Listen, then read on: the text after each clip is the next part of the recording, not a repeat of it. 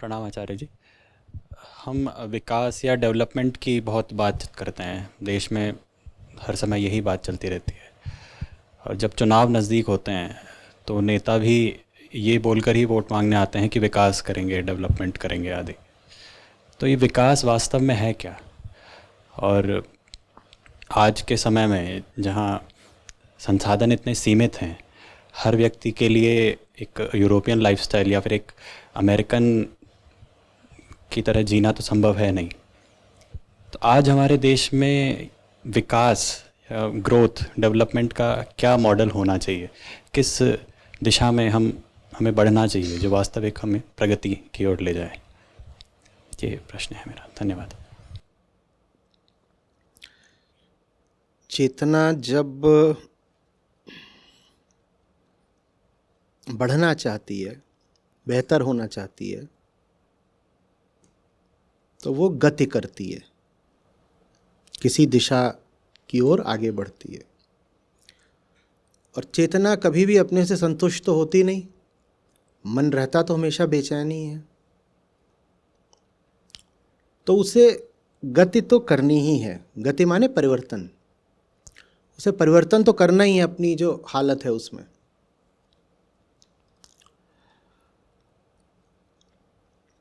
परिवर्तन दो तरह से हो सकता है।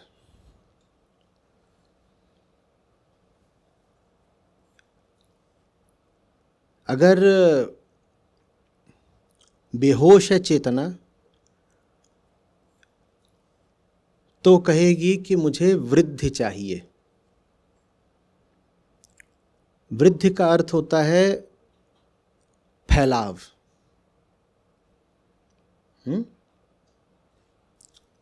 विस्तार,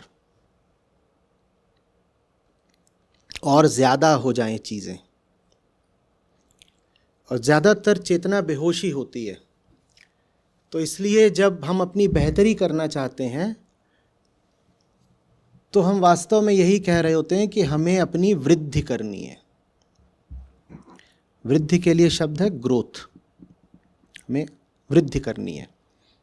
तो एक आम आदमी से आप पूछें कि भाई जिंदगी में तरक्की के क्या मायने हैं, तो वो आपको जो भी उत्तर देगा वो सारे उत्तर एक शब्द में समा जाएंगे, वृद्धि।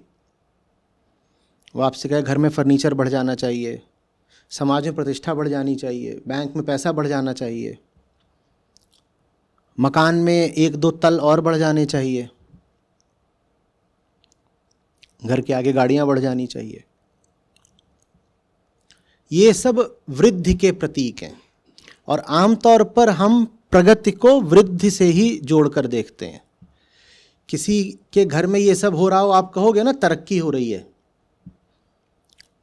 स्कूटर से कार पर आ गए आप, कार की जगह वहां पे दो कार खड़ी हैं। पहले एक छोटा सा मकान था, बड़ा मकान हो गया, फिर बड़े मकान में भी दो मंजिलें और जुड़ गई। आप कहोगे ना तरक्की हो रही है। कपड़े उसके बहुत सारे बढ़ गए, बहुत ज़्यादा लोग उसको जानने लग गए। आप तुरंत कहोगे ये प्रगति के सूचक हैं। ये कौन सी वाली प्रगति है? ये चेतना की बेहोश स्थिति की प्रगति है। इसमें चेतना वृद्धि मांगती है। और वृद्धि हमेशा संसार में होती है।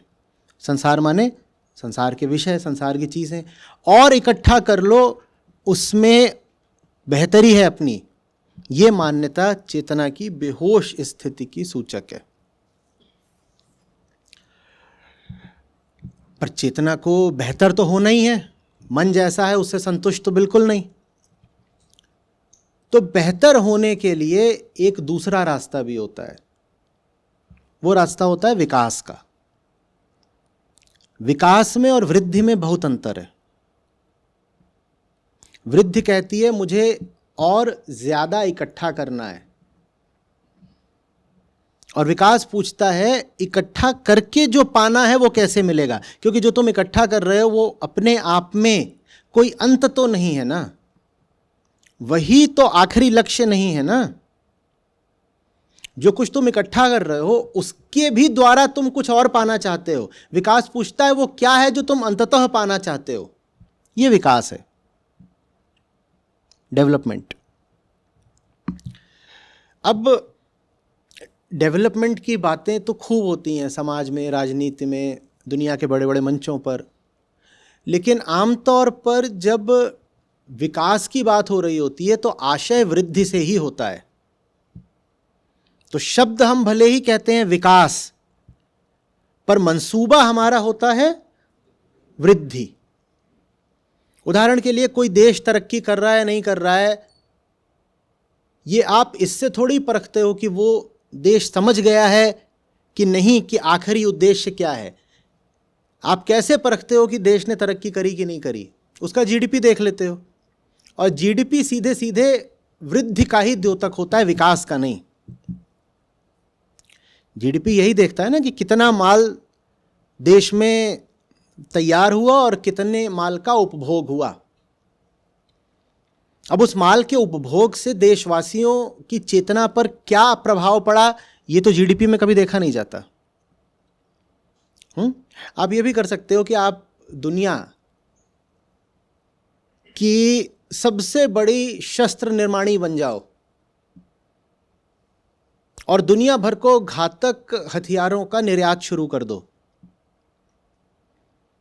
जो जीडीपी है आपका, सकल घरेलू उत्पाद, वो तब भी बढ़ जाएगा और आप कहोगे देखो तरक्की हो रही है, वृद्धि होगी, पैसा आ जाएगा। आप दुनिया भर के सब देशों को तरह तरह के हथियार आपूर्त करना शुरू कर दो,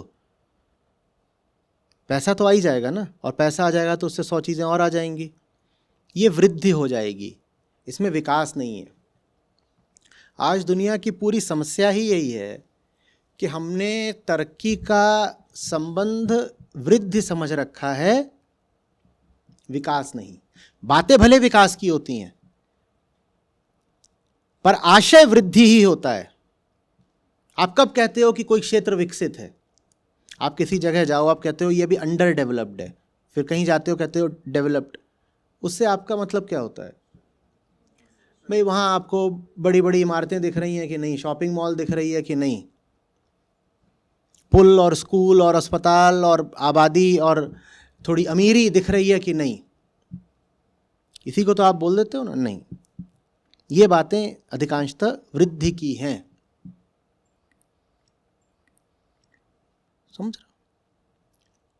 वृद्धि के साथ दो समस्याएं हैं। एक समस्या की हमने अभी बात कर ही ली। वृद्धि के साथ पहली समस्या ये है कि वृद्धि अपने आप में कोई अंत नहीं होता है। आप जो कुछ भी इकट्ठा कर रहे हो, वो आप इसलिए नहीं इकट्ठा कर रहे हो कि वो चीज़ अपने आप में आखिरी है, आपको सुकून दे देगी या आपको मुक्ति दे देगी या उसी से आपकी बेहतरी हो जाएगी। आप अपने घर में नया सोफ़ा लेके आते हो, उस सोफ़े के माध्यम से आप कुछ पाना चाहते हो, है ना? तो आपका हित हुआ कि नहीं, ये हम इससे नापें कि आपको सोफ़ा मिला कि नहीं, या इससे नापें कि आपको सोफ़े से क्या मिला। वृद्धि इतना बोल के संतुष्ट और चुप हो जाती है कि घर में सोफ़ा आ गया, वृद्धि हो गई। विकास कहता है सोफ़ा आ गया, सोफे से क्या आया? सोफा आ गया, सोफे से क्या आया? तो वृद्धि के साथ पहली समस्या यह है कि वो यहां पर बिल्कुल चुप हो जाती है कि ये जो सब कुछ इकट्ठा करा, इससे मिला क्या? वो प्रश्न अध्यात्म का है। वो प्रश्न अध्यात्म का है। वृद्धि अध्यात्म से बहुत डरती है, एकदम दूर दूर रहती है। वो कहती है सोफा आ गया ना, बस। आप कहोगे पहले सोफा नहीं था, या छोटा सोफा था, या कुर्सियां रखी हुई थी, अब सोफा आ गया। सोफा तो आ गया, सोफे से क्या आया? यहां चुप, सब चुप। यहां सारे अर्थशास्त्री चुप हो जाते हैं। वो कहते हैं वो हमको नहीं पता, सोफा आ गया ना, जीडीपी बढ़ गया, बस बात खत्म, बात खत्म। ये पहली समस्या, ये आध्यात्मिक है, पर बहुत लोगों को आध्यात्मिक बातें समझ में नहीं आती। तो वृद्धि के साथ एक दूसरी भौतिक समस्या भी बहुत बड़ी है। वृद्धि क्या कहती है? बहुत सारा ग्रोथ। क्या है? इकट्ठा करो, इकट्ठा करो, पैदा करो, यही कहती है ना। ग्रोथ का कुल यही तो सिद्धांत है, बहुत सारा इकट्ठा कर लो। अब दुनिया में लोग कितने हैं? लोग कितने हैं? 800 करोड़। पृथ्वी कुल कितनी है? लोग बढ़ रहे हैं, पृथ्वी कितना बढ़ रही है। वृद्धि करने के लिए क्या चाहिए? सामान। कोई भी सामान है वो मूलतः कहां से आएगा? पृथ्वी के संसाधन से। पृथ्वी कितना बढ़ रही है? पृथ्वी बढ़ नहीं रही।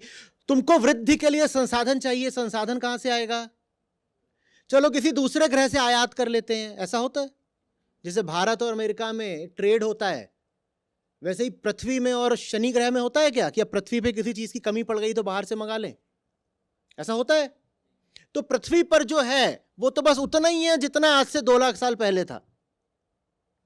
लेकिन लोग बढ़ रहे हैं और लोगों को वृद्धि चाहिए, वो कहां से आएगा?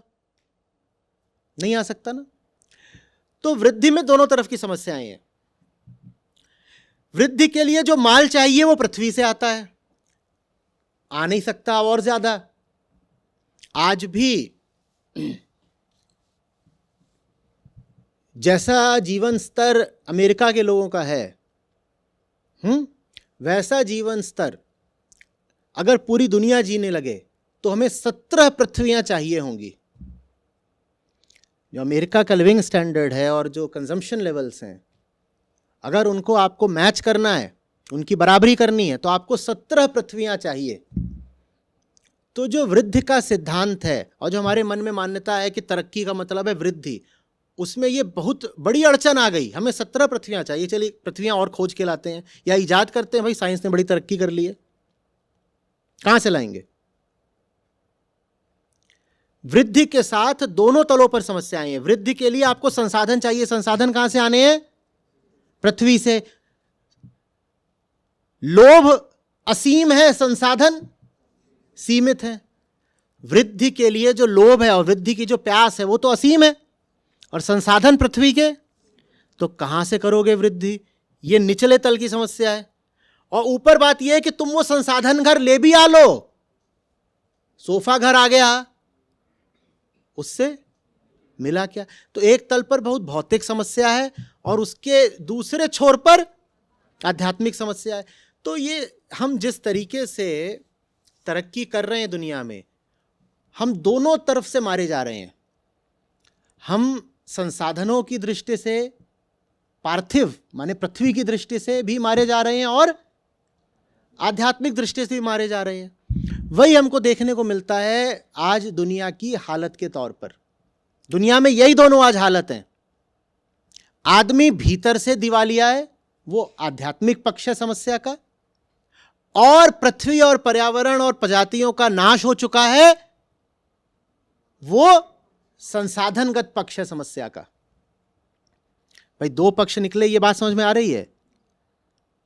जब आप कहते हो तरक्की का मतलब है ग्रोथ या वृद्धि, और पूरी दुनिया यही कह रही है, हर आदमी यही मान रहा है, हर सरकार यही मान रही है कि तरक्की का मतलब है वृद्धि, तो आपको पहली समस्या यह आती है कि वृद्धि करने के लिए लगातार रिसोर्सेस चाहिए, संसाधन, और पृथ्वी के पास उतने संसाधन है नहीं। और दूसरी समस्या यह आती है कि आप बहुत सारा सामान जुटा भी लो, कह दो हो गई वृद्धि, ग्रोथ हो गई, तो भी उस सामान से आपको मिला क्या? माने पृथ्वी भी बर्बाद कर दी और मिला भी कुछ नहीं। यह ग्रोथ कॉन्सेप्ट के साथ बहुत बड़ी गड़बड़ है। लेकिन दुनिया भर के अर्थशास्त्री इस समस्या को संबोधित करने को तैयार ही नहीं हो रहे, क्योंकि दोनों पक्षों पर जो अड़चन है उसका कुछ करा नहीं जा सकता। पूरा इकोनॉमिक्स, पूरा क्षेत्र ही विफल हो जाएगा अगर अर्थशास्त्री स्वीकार कर लें कि इकोनॉमिक्स में जो ग्रोथ मॉडल है वो दोनों सिरों पर असफल है। नीचे का सिरा क्या है? संसाधन का, संसाधन है नहीं, और ऊपरी सिरा क्या है? संतोष का, संतोष मिल नहीं रहा, तुम कितनी भी वृद्धि कर लो, संसाधन खत्म हो रहे हैं, संतोष मिल नहीं रहा। ये कौन सी इकोनॉमिक्स है? पृथ्वी पूरी तबाह कर ली, आदमी को तब भी चैन मिल नहीं रहा, ये कौन सी इकोनॉमिक्स है? बात को समझ में आ रही है? तुमने अपना घर भरने के लिए पूरी पृथ्वी बर्बाद कर दी, लेकिन घर तब भी नहीं भर रहा, और घर भर भी जाए तो मन नहीं भर रहा। यह है अर्थशास्त्र, जीडीपी का अर्थशास्त्र। तुम बढ़ा लो जीडीपी, पूरी दुनिया तबाह कर लो अपना जीडीपी बढ़ाने को, चैन तुम तब भी नहीं पाओगे। दुनिया जरूर तबाह हो जाएगी, चैन मिलेगा नहीं। ये समस्या है। आ रही बात समझ में? अब दूसरी चीज आती है विकास। विकास क्या है फिर? वाकई विकास क्या है?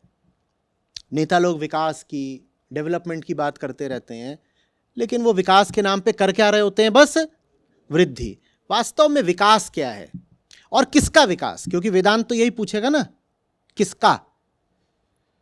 जब आप कहते हो कि विकास होना चाहिए, मान लो पूरे विश्व का विकास होना चाहिए या देश का विकास होना चाहिए, तो विश्व माने क्या और देश माने क्या? विश्व माने क्या? विश्व का विकास माने किसका विकास? विकास तो इंसान का ही होगा ना। मिट्टी, पत्थर, पहाड़, इनका तो क्या विकास होगा? हम कह देते हैं कि कोई क्षेत्र विकसित हो रहा है, क्षेत्र का क्या विकसित होना है? बुरा कौन मानता है? दुख में कौन जीता है? तो विकास की भी जरूरत किसको है? तो विकास किसको चाहिए? किसी क्षेत्र को नहीं चाहिए। अब बात समझ में आ रही है विकास का अर्थ क्या होगा? विकास का क्या अर्थ होगा? विकास का अर्थ इंसान को बेहतर बनाओ। यह है असली अर्थव्यवस्था, जिसमें मूल्य उन चीजों को दिया जाएगा जो इंसान को भीतर से बेहतर बनाती हैं। उसमें भी संसाधनों का उपयोग होगा, पर उसमें महत्व संसाधनों का नहीं होगा। उसमें यह नहीं बात होगी कि किसने कितने मग इकट्ठा कर लिए अपने घर में, अरे मेरे पास एक ही मग है, मैं महागरीब हूं।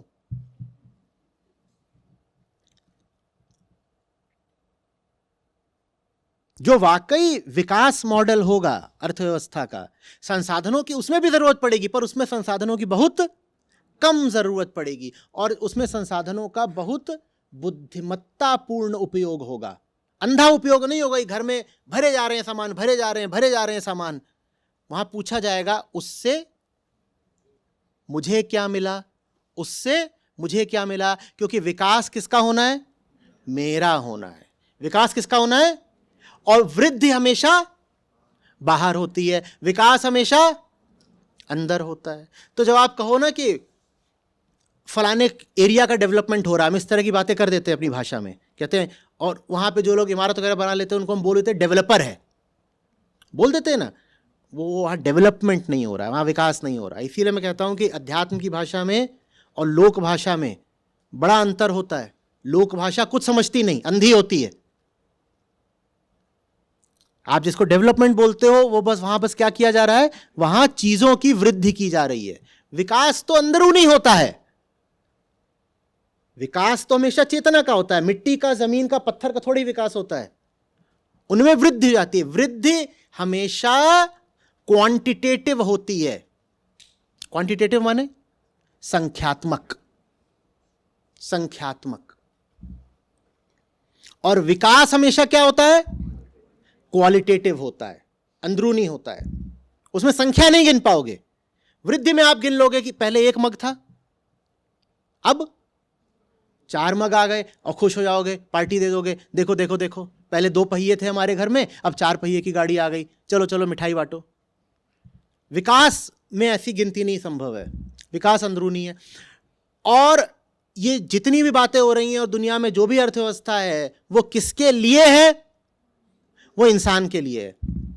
तो हम विकास को महत्व दें या वृद्धि को? पर विकास की तो हम बात ही नहीं करते। विकास विकास करते रहते हैं, बात हम वृद्धि की करते रहते हैं। विकास तो यहां होना है, यहां। हाँ, उस विकास के लिए जरूरत पड़ती है कुछ बाहरी संसाधनों की, वो ठीक है। उदाहरण के लिए अगर यहां भी विकास होना है तो हमें विद्यालय चाहिए, स्कूल चाहिए, तो उसके लिए इमारत खड़ी करनी पड़ेगी।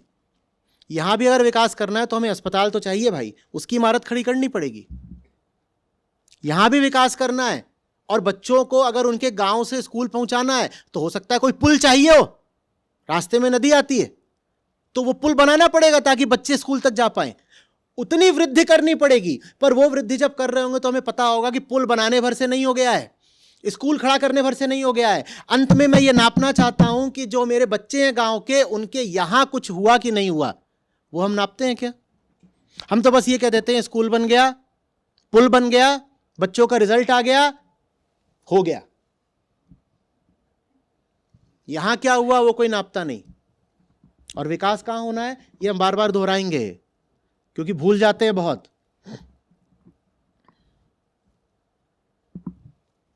विकास ये नापता है। दुनिया जब थोड़ी जगने लगेगी तो फिर अर्थव्यवस्था पूरे तरीके से विकास मूलक हो जाएगी। डेवलपमेंट, और हम डेवलपमेंट का वास्तविक अर्थ समझ पाएंगे।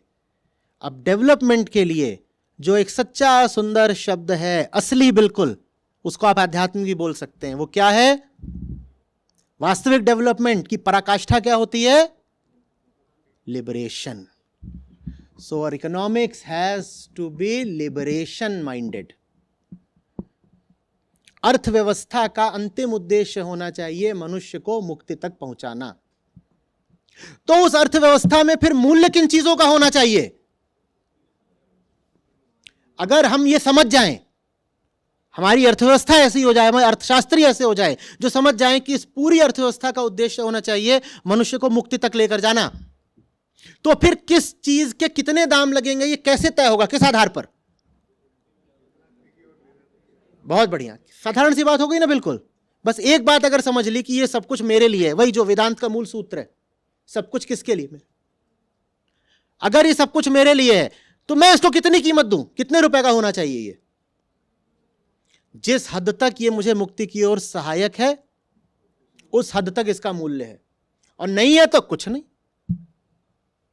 अब ये समझ में आ रहा है कि क्यों वास्तविक डेवलपमेंटल इकोनॉमिक्स हो नहीं पाती।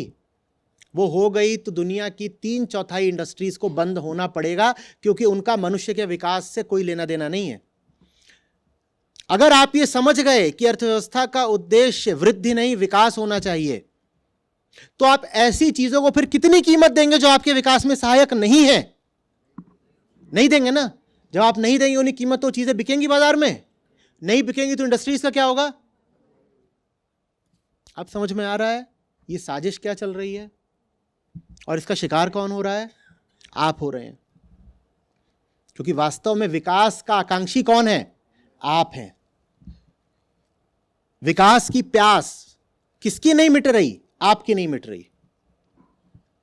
चाहिए आपको मुक्ति है और आपको दे दी जाती है वृद्धि। जो मुक्ति का प्यासा जीव है उसको वृद्धि परोस दी जा रही है, और कहा जा रहा है वृद्धि भी तब मिलेगी जब तू जीवन भर मेहनत करेगा। ऐसे आसानी से मिल जाती है क्या वृद्धि? वृद्धि माने क्या होता है? चीजें चीजें चीजें चीजें चीजें चीजें चीजें। वो चीजें कोई मुफ्त में दे जाता है आपके घर में? उन चीजों के लिए आप जान लगा देते हो, आपको मिलता क्या? कुछ नहीं। आपने जान लगा दी, कुछ आधा अधूरा सा उससे संतोष मिला, और साथ ही साथ पृथ्वी तबाह हो गई। वो भूलना नहीं है। वृद्धि वाली बात में पृथ्वी की तबाही निश्चित है। आपके पास 5-6 ग्रह नहीं है, लेकिन विकास का रास्ता न्यस्त स्वार्थों के लिए खतरनाक है। विकास के रास्ते में बताइए क्या होगा? कॉस्मेटिक्स इंडस्ट्री का क्या होगा? 1 लाख रुपए का हैंडबैग क्यों खरीदोगे आप? उस हैंडबैग की कीमत 1 लाख की है क्या? किसी भी चीज की कीमत किससे निर्धारित होगी? मेरी मुक्ति में सहायक है तो तू करोड़ ले ले, मुझे गुलाम बना ले, मेरा सब कुछ ले ले, अगर इस चीज से मुझे मुक्ति मिलती है मैं इसके लिए बिकने को तैयार हूं। नहीं मिलती तो इसको 1 पैसा नहीं दूंगा। ऐसे लगाऊंगा दाम। दाम लगाने का पैमाना समझ में आ रहा है? जीवन में किसी भी चीज के दाम ऐसे ही लगाना। ये जो मैं घर ला रहा हूं भुगतान करके, ये मुझे और बंधन दे देगा या मुझे मेरे भ्रमों से, मेरे दुख से आजादी दे देगा? ऐसे किसी भी चीज के, व्यक्ति हो, वस्तु हो, विचार हो, ऐसे उसके दाम लगाना। बात समझ में आ रही है कुछ? हाँ, ये दिख रहा है ये सब कुछ कितना व्यर्थ है, हम जिसमें शरीक हैं, और ये सब कुछ चल रहा है हमारी भागीदारी से। आप इतनी मेहनत करते हो, इतनी मेहनत करते हो, दुनिया में कोई प्राणी इतनी मेहनत नहीं करता। और वो मेहनत करके आप देखो ना कि पैसा कहां चला जाता है। उन चीजों से पृथ्वी भी तबाह हो रही है और आपका जीवन भी तबाह हो रहा है ना। आप जो भी चीजें लाते हो बहुत मेहनत करके, उनसे आपको वो मिल जाता है जो आपके जन्म का उद्देश्य है? मिल रहा है क्या? मिल रहा है क्या? आपको कुछ मिला नहीं, इतनी प्रजातियां मारी गई, पूरे ग्रह का थोबड़ा, ज्योग्राफिया बर्बाद करके रख दिया हमने। ये है हमारी इकोनॉमिक्स और हमारे इकोनॉमिस्ट्स।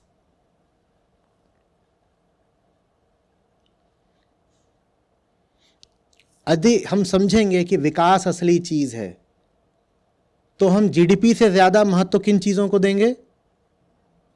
हाँ ठीक है, मुक्ति है। अब मुक्ति के कारक क्या होते हैं? कौन सी चीजें जो मुक्ति की ओर ले जाती हैं? आत्मज्ञान, और तो माने आप शिक्षा की ओर जा रहे हैं। हाँ, तो शिक्षा पर बहुत महत्व रहेगा। अगर कोई केंद्र सरकार होगी तो अपने बजट का बड़े से बड़ा हिस्सा किस पे खर्च करेगी? और शिक्षा भी फिर दोनों तरह की, है ना, बहिर्ज्ञान भी और अंतर्ज्ञान भी, सांसारिक ज्ञान और आत्मज्ञान दोनों। और यह भी पता है कि जब शरीर में चोट लगी होती है या आदमी भूखा होता है तो मन को ज्ञान की तरफ ले जाना बड़ा मुश्किल हो जाता है। तो फिर सरकार अगला महत्व तो सबसे ज्यादा किसको देगी? स्वास्थ्य को देगी। इसको देगी कि अमीर पता नहीं कौन कितना है, लेकिन गरीब कोई नहीं रहना चाहिए। अमीरी तुम्हारी तुम जानो, भैया तुम्हें पैसे कमाने कमाओ, सब कुछ छूट करो जाओ, लेकिन गरीब कोई नहीं रहेगा। इस बात की जिम्मेदारी कौन लेगा? सरकार लेगी, है ना। क्योंकि अगर विकास का उद्देश्य है, क्या है उद्देश्य? मुक्ति, और कोई बहुत गरीब है तो फिर यह अन्याय है कहना कि इतना गरीब है, खाने को पा नहीं रहा है, सड़क पे सो रहा है, और वो सोचे कि सत्य क्या है, जगत क्या है, माया क्या है, मिथ्या क्या है। वो नहीं कर पाएगा ना, नहीं कर पाते ना। हो पाता है? आप अभी यहां बैठे हो, आपका सर दर्द कर रहा हो, आपको मेरी बात ठीक से सुनाई नहीं देगी। तो फिर शिक्षा पर जोर होगा, स्वास्थ्य पर जोर होगा, और सबको कम से कम एक साधारण स्तर का जीवन यापन दिया जा सके, सरकार इस पर जोर देगी।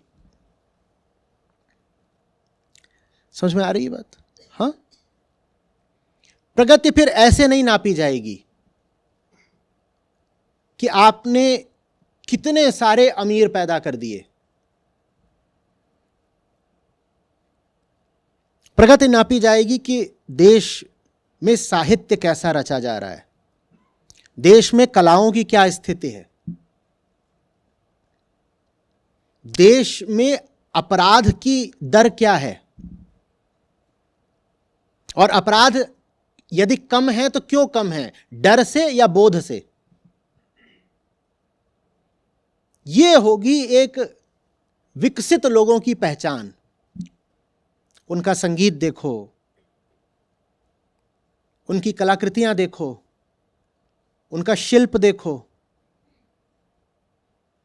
उनकी रचनाएं, उनका साहित्य देखो, उनका स्वास्थ्य देखो, उनका ज्ञान देखो, और गहरे जाओ तो उनकी करुणा देखो, उनका प्रेम देखो, उनका आनंद देखो। एक विकसित मुल्क की पहचान होगी उसके लोगों की करुणा, सद्भावना, आनंद।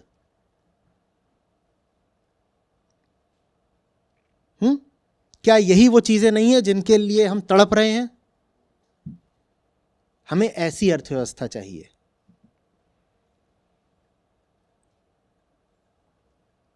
लेकिन ऐसी अर्थव्यवस्था तब आएगी जब जो अर्थव्यवस्था में शीर्ष पर बैठे हैं उनको इन दोनों बातों का अंतर पता हो। अगर वो वृद्धि को ही बार बार विकास कहकर संबोधित कर रहे हैं तो फिर कोई आशा नहीं। जो व्यक्ति आध्यात्मिक रूप से अज्ञानी हैं वो किसी भी व्यवस्था में किसी शीर्ष पद का हकदार नहीं हो सकता, चाहे वो न्यायिक व्यवस्था हो, राजनैतिक व्यवस्था हो, शैक्षणिक व्यवस्था हो, कोई हो। नीचे के लोग बहुत आध्यात्मिक ना हो चल जाएगा, पर जो ऊपर बैठा है उस व्यक्ति को तो प्रबल रूप से आध्यात्मिक होना चाहिए। क्योंकि नीचे वाला अगर गलती करेगा भी तो छोटी करेगा, ऊपर से जब गलती होती है तो बड़े बड़े राष्ट्र मटिया मेट हो जाते हैं। इतिहास की ही धारा बदल जाती है। बड़ी बड़ी गंगाएं जाकर के किसी बड़े बीहड़ रेगिस्तान में खो जाती हैं।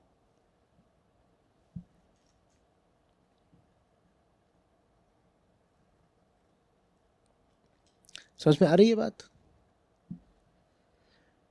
नीति मुक्ति की दिशा में होनी चाहिए, ठीक है?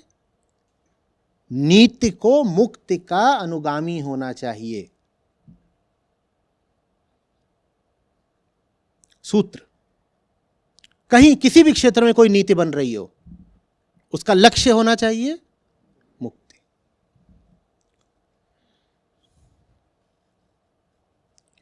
बात आ रही है समझ में?